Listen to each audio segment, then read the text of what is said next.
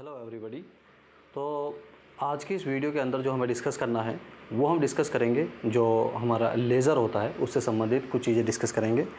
तो पॉलिटेक्निक के जो सिलेबस में है वो लेज़र है और लेज़र का एक तरीके से कुछ इंट्रोडक्शन है और दो लेज़र हैं, रूबी लेज़र और हीलियम नियॉन लेज़र, उसको डिस्कस करेंगे।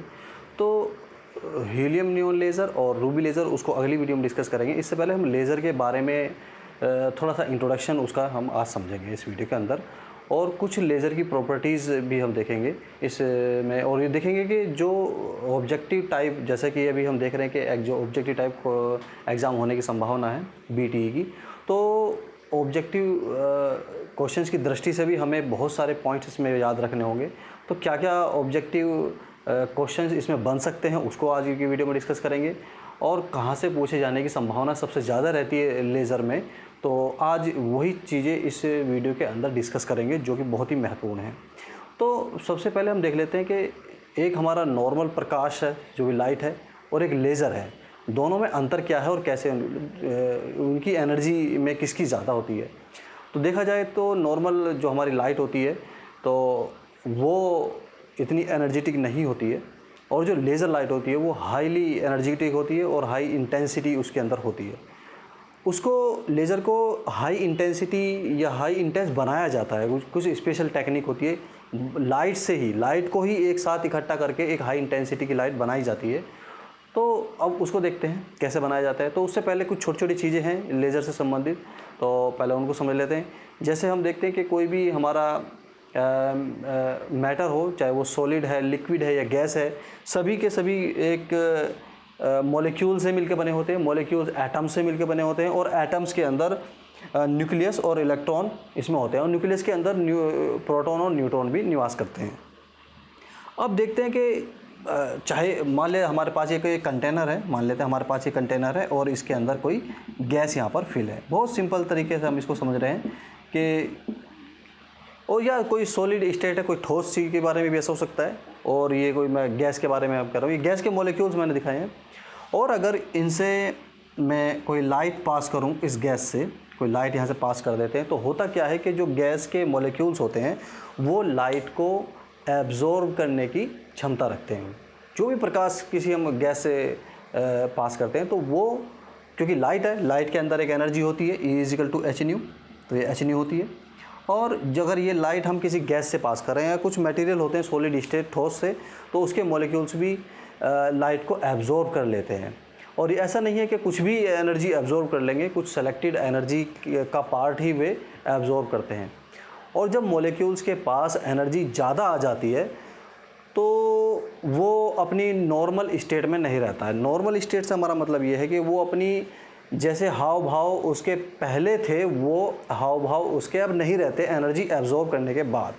जैसे बिल्कुल एक आसान शब्दों में हम समझ सकते हैं, अगर हमारे पास कोई 10 रुपये हैं और अचानक से पॉकेट में 1000 रुपये आ जाए, तो थोड़ा सा हम में, हमारे स्वभाव में, हमारे काम करने की क्षमता में या थोड़ा सा परिवर्तन देखने को मिलता है। तो हम उस वाली पहली वाली स्टेट में नहीं थे जब हमारे पास 10 रुपये थे, लेकिन जब 1000 रुपये आ जाते तो हमारी जो स्टेट है वो चेंज हो जाती है, हम कुछ अलग एक्टिविटी करने लगते हैं। सिमिलरली जब गैस में कोई हाई एनर्जी या कोई लाइट हम पास करते हैं तो ये मॉलिक्यूल्स गैस के या ठोस के उस एनर्जी को एब्जॉर्ब करते हैं और अपनी, कहते हैं कि अब वो नॉर्मल स्टेट में नहीं है बल्कि दूसरी स्टेट में है। अब उसको भी समझेंगे स्टेट क्या है। तो एक तो एनर्जी लेवल्स होते हैं, ये पहली कक्षा, दूसरी कक्षा, तीसरी कक्षा, या पहली स्टेट, दूसरी स्टेट, तीसरी स्टेट है। और जब कोई प्रकाश यहाँ से डाला जाता है तो ये इलेक्ट्रॉन इस प्रकाश को एब्जॉर्ब कर लेते हैं और अपनी हायर एनर्जी लेवल में या हायर एनर्जी स्टेट में पहुँच जाते हैं। एक तो ये चीज़ हुई, और वहाँ पर रुकने का इसका टाइम 10⁻⁸ सेकेंड होता है, और आफ्टर 10⁻⁸ सेकेंड इसको फिर से अपनी उसी नॉर्मल स्टेट में आना होता है। और जब ये नॉर्मल स्टेट में वहाँ से आता है तो आते समय एक जो एनर्जी इसने एब्जॉर्ब की थी hν, वही एनर्जी को ये फिर से रिलीज़ करता है।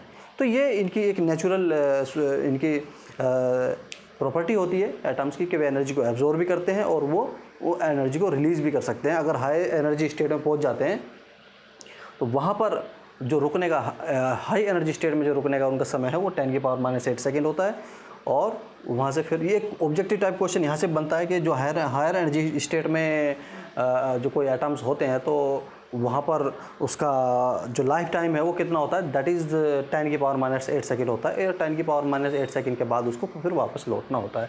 तो ये कुछ हुआ। तो जब लाइट या एनर्जी को एब्जॉर्ब करता है तो उसको हम कहते हैं एब्जॉर्प्शन फिनोमेना।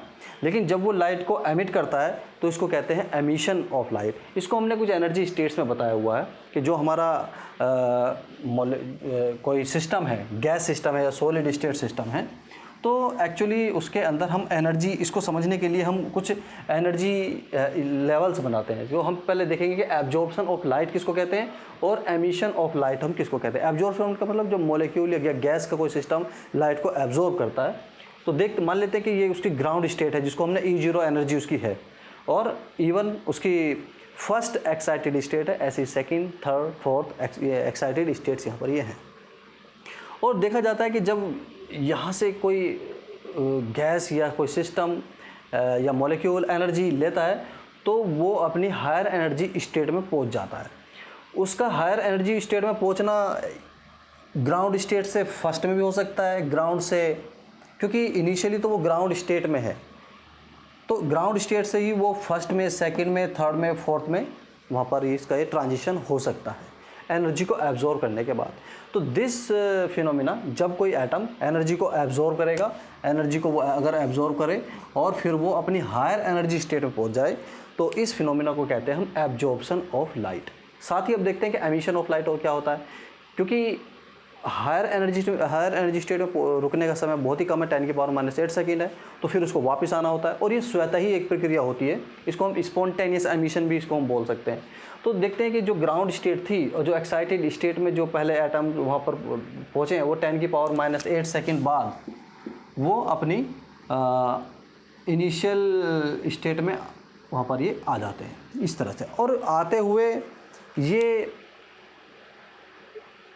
4 से 3 में भी, 4 से 2 में भी, या 4 से सीधे ग्राउंड स्टेट में भी, तो इसके जो ये ट्रांजिशंस हैं वो इस तरह के हो सकते हैं। किसी भी हायर एनर्जी स्टेट से किसी भी स्टेट्स में वो आ सकता है, और जब वो आएगा तो साथ में ही जो एनर्जी एब्जॉर्ब वहाँ पर की है वो उसको रिलीज़ भी करेगा।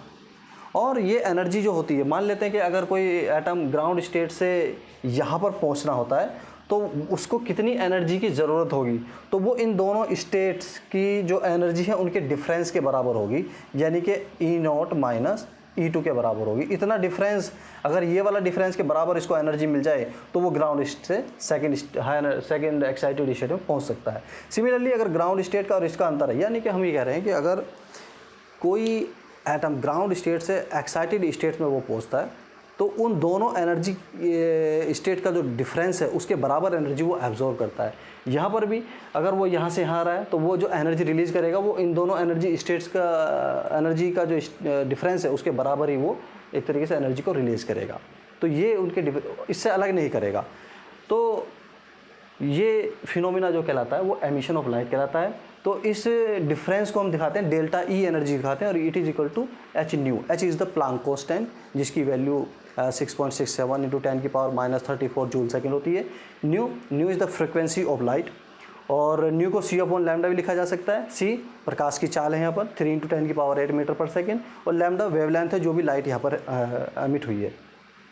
तो जो लैम्डा है तो ये SC/ΔE कर सकते हैं, और डेल्टा ई को अगर h की वैल्यू हम पुट कर दें 6.67 × 10⁻34, और c की वैल्यू पुट कर दें यहाँ पर अगर 3 × 10⁸ मीटर पर सेकेंड, और जो एनर्जी है इसको इलेक्ट्रॉन वोल्ट में ले, इलेक्ट्रॉन वोल्ट के लिए क्या करना पड़ेगा 1.6 × 10⁻19 से मल्टीप्लाई करना पड़ेगा। देन जो यहाँ से वेवलेंथ निकल के आती है वो 12375/ΔE इतने एंगस्ट्रॉम में ये निकल के यहाँ पर आएगी, क्योंकि 10⁻10 यहाँ से हटा दिया तो उसकी जगह हमने एंगस्ट्रॉम यहाँ पर लगाया। तो इस तरह से जो यहाँ पर लाइट एमिट हो रही है उसकी वेवलेंथ भी हम फाइंड कर सकते हैं। तो ये हमने लाइट के एब्जॉर्प्शन और एमिशन के बारे में समझा। अब हम आते हैं अपने लेज़र, जो हमारा आज का टॉपिक है लेज़र। लेज़र क्या होता है? तो लेज़र LASER इसको लेज़र हम कहते हैं, और इसकी जो फुल फॉर्म होती है वो होती है light amplification by stimulated emission of radiation. तो इसकी फुल फॉर्म ये है। कभी कभी ऑब्जेक्टिव टाइम में ये भी पूछ लिया जाता है कि जो लेज़र है उसकी फुल फॉर्म क्या है, तो light amplification by stimulated emission of radiation.